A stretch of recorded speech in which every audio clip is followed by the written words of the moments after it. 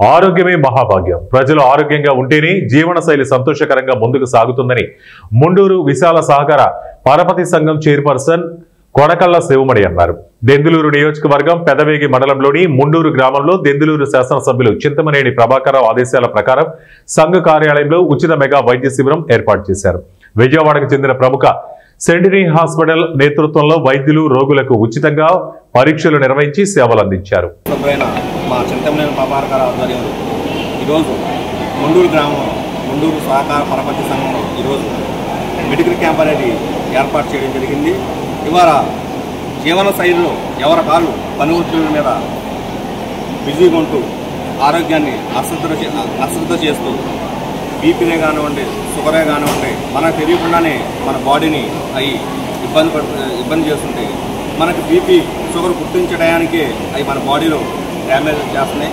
దానివల్ల ప్రతి ఒక్కరూ ఆరోగ్యంగా ఉండాలి, అందరూ బాగుండాలని మా సొసైటీ పరిధిలో మా చింతమనేని ప్రభాకర్ గారి ఆదేశాల మేరకు మేము ఈరోజు ఉచిత మెడికల్ క్యాంప్ అనేది ఏర్పాటు చేయడం జరిగింది.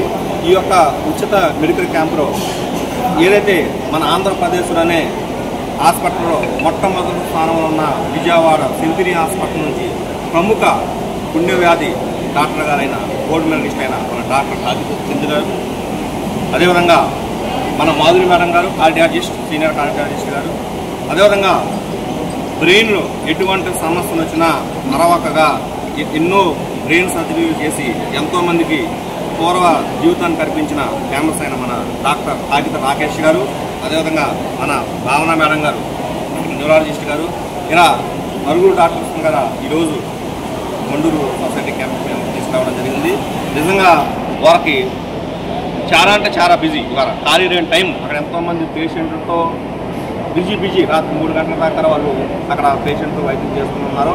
అయినా మాకు ఇచ్చిన మాట ప్రకారం ఈరోజు 10 గంటలకి ఈరోజు మండూరు గ్రామం ఇచ్చేసి ఏదైతే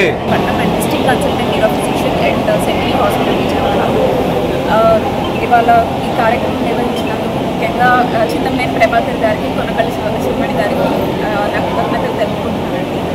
ఈరోజు ముఖ్యంగా తరాలకు సంబంధించిన ఇబ్బందులు, న్యూరోకి సంబంధించిన ఇబ్బందులు ఉన్నవారు, తలనొప్పి, మెడనొప్పి, నడుము నొప్పి, మైగ్రేన్ మరియు పక్షవాతం వచ్చిన వాళ్ళు, పట్టుకుడి ఇబ్బంది, పార్కిన్సన్స్ డిసీజ్ మరియు న్యూరోపతి, తలదిరగడం, వచ్చినట్టు ఉండడం, ఇలాంటి న్యూరో సంబంధించిన ఇబ్బందులు ఎవరికి ఉన్నా కానీ ఈ అవకాశాన్ని సద్వినియోగం చేసుకోవాల్సిందిగా కోరుకుంటున్నాను. రాకేష్ కాగిత, నేను సీనియర్ కన్సల్టెంట్ న్యూరో సర్జన్ కింద పనిచేస్తున్నాను సెంటినీ హాస్పిటల్స్ విజయవాడలో.